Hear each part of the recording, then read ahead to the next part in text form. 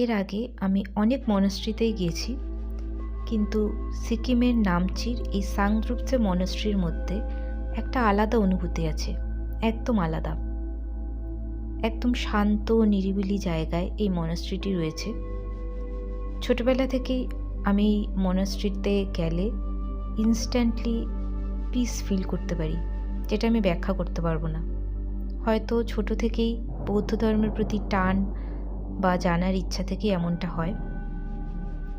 তবে খুব বেশি নয়, 15-20 মিনিটের জন্য এই মনাস্ট্রিতে আমি সময় কাটিয়েছিলাম, কিন্তু অতটুকু সময়ের মধ্যে আমি বুঝতে পেরেছিলাম যে এই মনাস্ট্রির এনার্জি কতটা পাওয়ারফুল।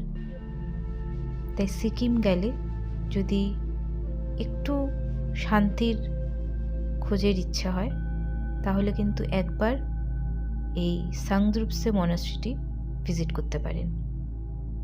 কিছু কিছু জায়গা এমন হয় যে আর কিছু খোঁজার দরকার হয় না। সাংদ্রুপসে মনাস্ট্রিটি ঠিক সেরকম একটা জায়গা।